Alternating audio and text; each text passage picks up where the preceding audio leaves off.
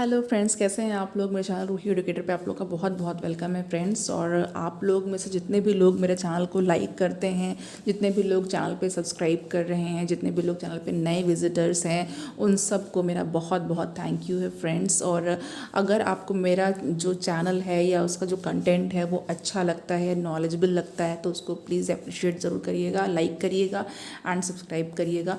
देखिए फ्रेंड्स, जितने भी लोग चैनल को देखते हैं, तो मैं फूड चैनल के लिए, आई मीन फूड साइंस के लिए मैं ये बात कहूँगी कि ये चैनल सभी के लिए है, क्योंकि आप जो भी अपने डेली लाइफ में जो फूड प्रोडक्ट्स यूज़ कर रहे हैं, फूड यूज़ कर रहे हैं, उसका नॉलेज आपको होना चाहिए। ओके।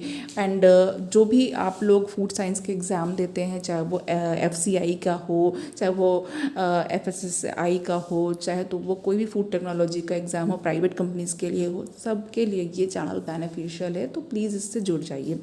तो चलिए, अब मैंने आपको लास्ट लेक्चर में बताया था कि मैं आपको एग्स की रेसिपीज़ बताऊंगी। तो यहाँ पे मैं सबसे पहले पोच्ड एग्स के बारे में बताना चाहती हूँ। What are poached eggs. तो देखिए, पोस्ट एग्स में हमें मैं क्या बताना चाहती हूँ कि जो पोस्ट एग्स होते हैं वो कैसे बनते हैं, वो बाय द ब्रेकिंग एंड जो डायरेक्टली अगर हम लोग एग्स को बॉइलिंग वाटर में पुट कर दें तो ये पोस्ट एग्स हम लोग बना सकते हैं। ओके। तो अब यहाँ पे होता क्या है, सबसे पहले फ्रेंड, जो हम लोग वाटर को बॉयल करेंगे, बॉइलिंग वाटर होगा, देन उसमें हम लोग डायरेक्टली एग को ब्रेकिंग के बाद पुट कर देंगे। ओके। तो जो एग होगा, जो हॉट बॉइल्ड वाटर में होगा, वो अंटिल जब तक कि इसकी जो वाइट है वो जेल लाइक स्ट्रक्चर में नहीं हो जाती है और एक ये यूनिफॉर्मली कोगुलेट नहीं कर जाती है, एंड जो योक है ये सेमी लिक्विड हो जाए, एंड ये जो थिक इसकी कोटिंग हो जाए वाइट से, तब तक इसको इसमें हमको रखना होता है। एंड आइडियली जो पोस्ट एग होते हैं वो कॉम्पैक्ट होते हैं, इसमें कोई भी राग्ड एजेस नहीं होते हैं।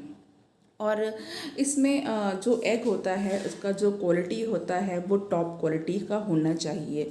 और ये जो टेक्निक है, इसमें जो एग को हम लोग वाटर में रखते हैं, ये ऑल्सो जो एंड प्रोडक्ट है उसको भी इन्फ्लुएंस करता है। तो नाउ नेक्स्ट स्लाइड पे, यहाँ पे देखिए, अगर हम लोग विनेगर का या फिर सॉल्ट का एडिशन करते हैं टू द कुकिंग वाटर, तो ये कोगुलेशन को तेज़ कर देता है या हैसन कर देता है। और ये जो पोस्ट एग के शेप्स हैं, पर्टिकुलरली इनमें जो थिन वाइट्स है, उसको इम्प्रूव कर देता है। नाउ नेक्स्ट हमारे पास जो टाइप है वो है स्क्रैम्बल्ड एग। ओके। नाउ यहाँ पर आप फोटोज़ भी देख रहे हैं। तो स्क्रैम्बल्ड एग के बारे में अब मैं बताती हूँ। तो योक एंड जो वाइट है उसको विद या फिर without the addition of milk blend कर देते हैं। ओके। यहाँ पे जो मिक्सचर है देन उसको हीट किया जाता है, एंड ये जो effect of coagulation of protein है वो इसमें आता है। नाउ सीक्रेट ऑफ मेकिंग जो है स्क्रैम्बल्ड एग की, उसमें होता क्या है कि क्या सीक्रेट है कि ये मॉइस्ट होता है बट वॉटरी नहीं रहता है। ओके। टेंडर होता है एंड फ्लफी होता है। सो जो हीट है और जो इसमें जो मिक्स करते हैं इसको, वो स्लोली करते हैं at the bottom of the pan, और ये स्लोली कोगुलेट कर जाता है। ओके। तो यहाँ पे ये जो कुक्ड पार्ट है बीइंग ओवर कोगुलेटेड, एंड यहाँ पे ये कोगुलेटेड पार्ट को अलाउ करता है कि ये हॉट पैन के कांटेक्ट में रहे। एक बार कोगुलम जब बन जाता है तो फर्दर हीटिंग जो अगर हम लोग करते हैं तो ये क्या करती है, ये श्रिंकेज और स्क्वीजिंग को कॉज करती है, जिससे ज़्यादा लिक्विड वो प्रोडक्ट से बाहर आ जाता है और ये ड्राई हो जाता है। नाउ जो कुकिंग यहाँ पे स्क्रैम्बल्ड एग की कुकिंग करते हैं तो इन डबल बॉयलर करते हैं, तो यहाँ पे एक बेटर कंट्रोल होता है over the intensity of the heat जो कि एग को दी जा रही है। नाउ यहाँ पे आप लोग बॉइल्ड एग का फोटो देख सकते हैं, पोच्ड एग का फोटो है, एंड स्क्रैम्बल्ड एग का फोटो है। नाउ ये फ्राइड एग है एंड ऑमलेट है। नेक्स्ट हमारे पास जो स्लाइड है इसमें फ्राइड एग है। ओके। तो फ्राइड एग तो आप सभी लोग अपने घर में एग फ्राई करते हैं।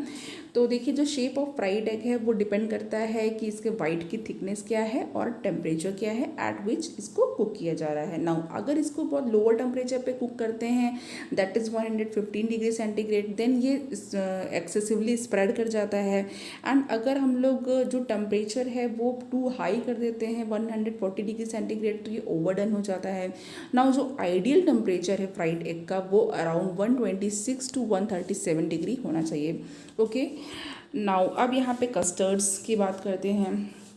तो देखिए, जो कस्टर्ड्स में एग है वो थिकनिंग एजेंट का काम करता है। ओके, जो कस्टर्ड्स हैं इसमें एग को हम लोग as a thickening agent use करते हैं। नाउ जो ट्रू कस्टर्ड्स होते हैं उसमें eggs, milk, sugar and flavouring compounds होते हैं। कस्टर्ड्स टू टाइप्स के होते हैं, स्टिर्ड या सॉफ्ट कस्टर्ड होते हैं जो कि क्रीमी कंसिस्टेंसी देते हैं by being stirred and while it is cooking. And जो बेक्ड कस्टर्ड होते हैं ये इनको अगर हम लोग अलाउ करें कोगुलेशन के लिए विदाउट स्टरिंग तो ये कोगुलेट हो जाते हैं एंड यहाँ पे ये जेल प्रोड्यूस करते हैं। तो कस्टर्ड की रेसिपी भी यहाँ पर है। तो जो मिल्क है एंड शुगर है उसका यहाँ पे मेजरमेंट दिया हुआ है।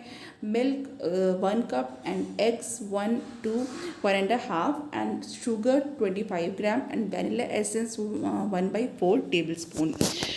नाउ नेक्स्ट यहाँ पे बेक्ड कस्टर्ड है। बेक्ड कस्टर्ड ये 350 डिग्री फ़ारेनहाइट पे बनाया जाता है एंड जब ये बनाया जाता है तो ये जो टिप ऑफ नाइफ है इसको इंसर्ट करते हैं in the half way between the centre and outside. फिर अगर ये क्लीनली आउट हो जाता है यानी कि नाइफ पर अगर कुछ भी लगा नहीं रहता है, ओके, तो इसका मतलब कि ये हो चुका है, डन है।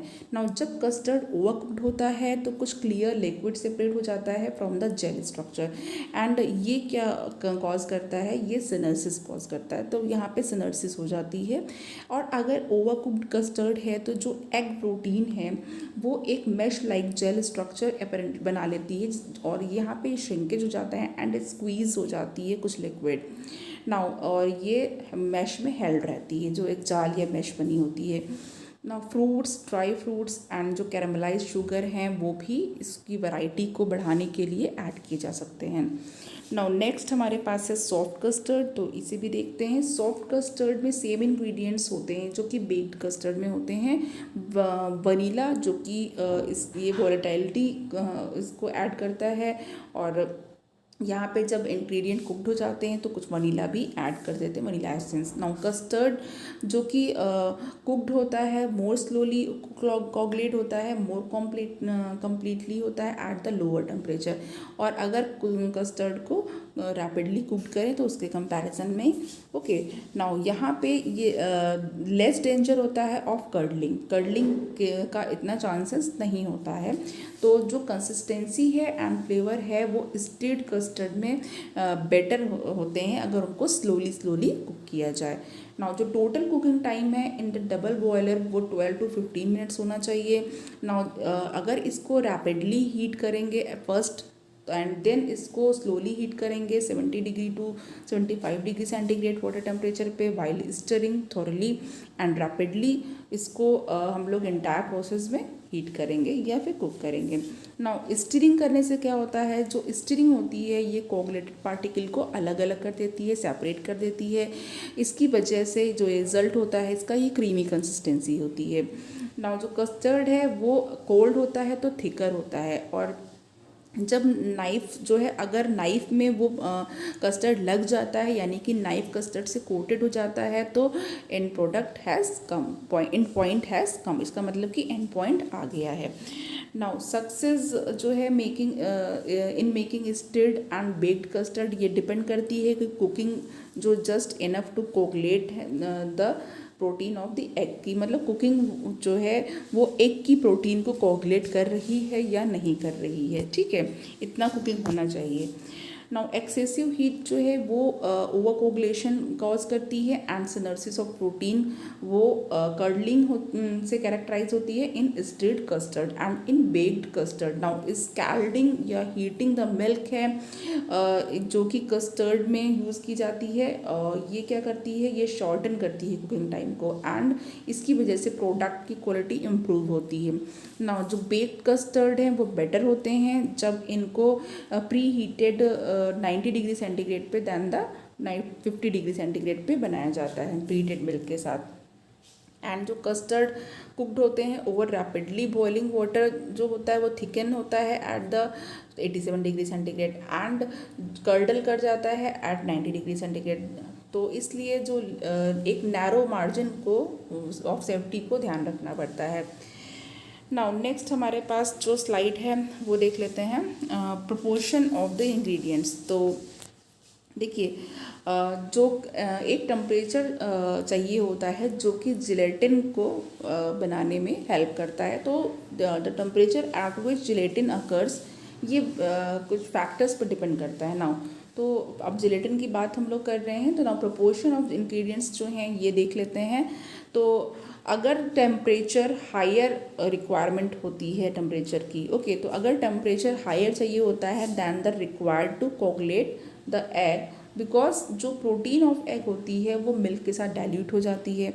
नाउ तो higher proportion of egg milk, ये क्या करता है, ये टेम्परेचर को लोअर करता है eight which the custard sets, जिस पे ये सेट होता है। नाउ जो 2 एग्स योक होती हैं in the place of 1 egg, ये क्या करती हैं, ये कोगुलेशन के टेम्परेचर को रेज करती हैं।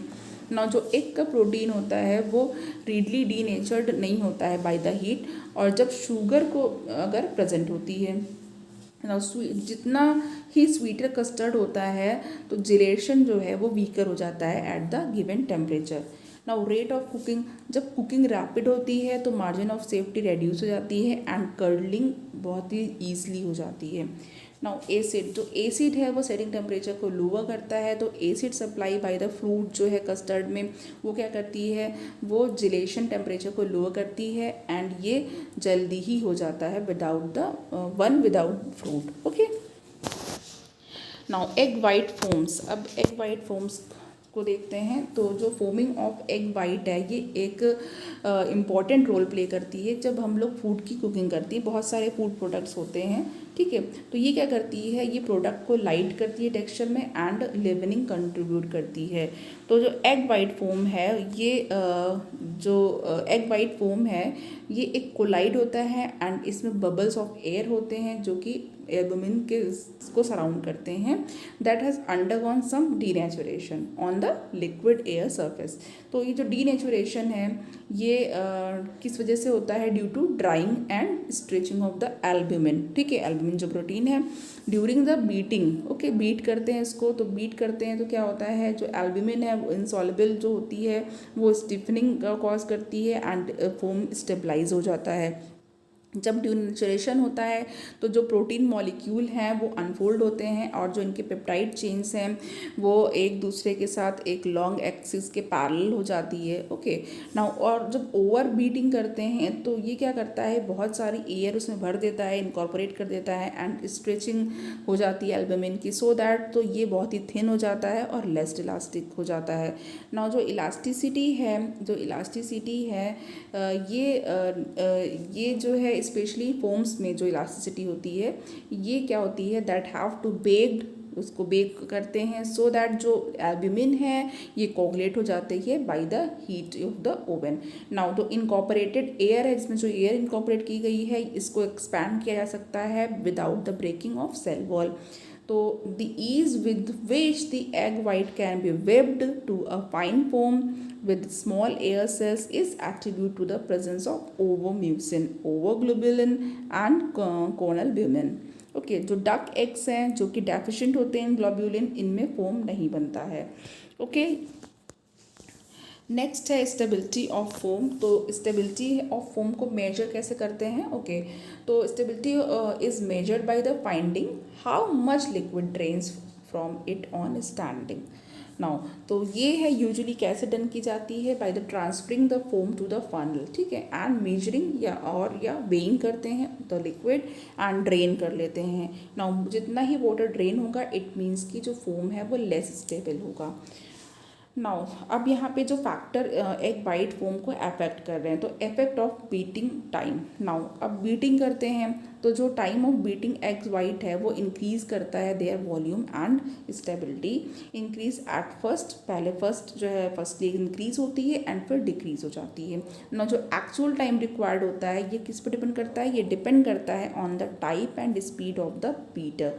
नाउ जो हाई द स्पीड अगर हाई होता है तो शॉर्टर होता है period of beating and maximum stability कब होती है, ये before the maximum volume reach कर जाती है। नाउ टाइप ऑफ बीटर जो यूज़ होता है इस पर भी डिपेंड करता है। तो बीटर का क्या टाइप है, तो देखिए जो बीटर होता है इसमें थिक ब्लेड्स होते हैं या वायर्स होते हैं, और ये एग को डिवाइड नहीं करता है एग वाइट को as easily as fine wires होते हैं, and resulting air cells are therefore larger.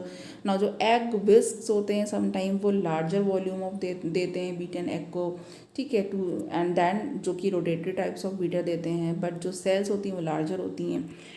Now यहाँ पे नेक्स्ट हम लोग देख लेते हैं, एक टेबल है, तो कैरेक्टरिस्टिक्स है and uses of eggs white foams हैं, तो stages, description and uses. Now slightly beaten होता है, ओके, तो फ्रॉथी है, स्लाइटली फोमी है, large air bubbles, transparent and flows easily, and uses are clarifying, coating, emulsifying and thickening.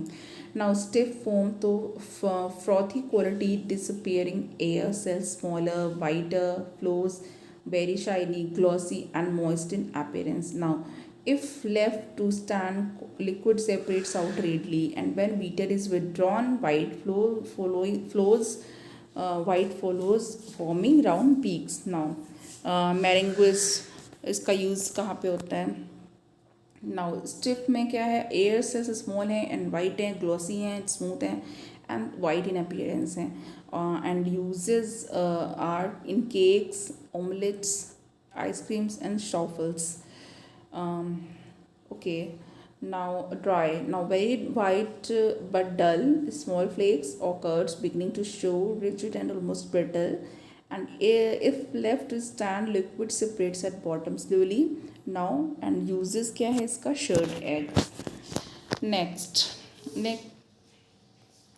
type of container है in which eggs are beaten. Now balls with small round bottoms and sloping sides are preferable to balls with large flat bottom, because क्यों जो farmer जो small rounded bottom है वो इसमें क्या होता है, जो बीटर है वो एग मास को ज़्यादा ईजिली पिक कर लेता है ना। जो साइज़ ऑफ बाउल है वो ऑब्वियसली ऐसा एडॉप्ट करना चाहिए जिसमें कि अमाउंट ऑफ एग जो है वो बीटन की जा सके properly.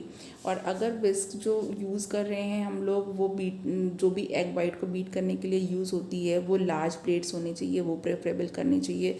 Okay, now temperature, now जो एग वाइट है वो more readily at room temperature beat की जा सकती है than at the refrigerator temperature, possibly because ये क्या होता है, सरफेस टेंशन लोअर हो जाती है at the high temperature. Now thick and thin whites, तो जो थिन वाइट्स हैं वो मोर रीडली बीटन किए जा सकते हैं एंड ये ग्रेटर वॉल्यूम प्रोड्यूस कर सकते हैं दैन द थिक वाइट। तो जो भी स्टोर्ड एग्स होते हैं उनको क्विकली बीट कर सकते हैं दैन दोस्त जो कि फ्रेश एग्स होते हैं, और वो स्टोर्ड एग जो होते हैं उसमें जो वाइट होती है वो थिन होती है। ओके, नाउ नेक्स्ट स्लाइड है हमारे पास। यहाँ पे जो ये स्लाइड है इसमें जो factors affecting white foam, now white plus air, high percentage of thin white, okay, and denaturation and high percentage of thick white. तो देखिए जो high percentage of thin white है देन यहाँ पे कैसे होगा, जो एग स्टोर्ड रहते हैं तो ये वीकनिंग हो जाती है इनमें। Now high percentage of thick white जो होंगे वो फ्रेश एग्स में होंगे एंड स्ट्रेंथिंग करते हैं ये, एंड डीनेचुरेशन जो है वो फोम कॉज करता है। यहाँ पे देखिए जो फोम है water, oil, salt, long beating time है, एंड यहाँ पे फोम अगर एसिड शुगर के साथ है तो ये स्ट्रेंथिंग करेगा, एंड यहाँ पे क्या होगा, ये लॉन्ग बीटिंग टाइम तो यहाँ पे वीकनिंग कॉज करेगा। Now factors affecting egg white foam. तो देखिए फ्रेंड्स, आज मैं यहाँ पे आपको आज मैं इतना ही आपको बताऊँगी। ओके, आगे जो भी मुझे आपको बताना है वो नेक्स्ट लेक्चर में होगा। तो आज के लिए इतना ही। तो चलिए, थैंक यू सो मच।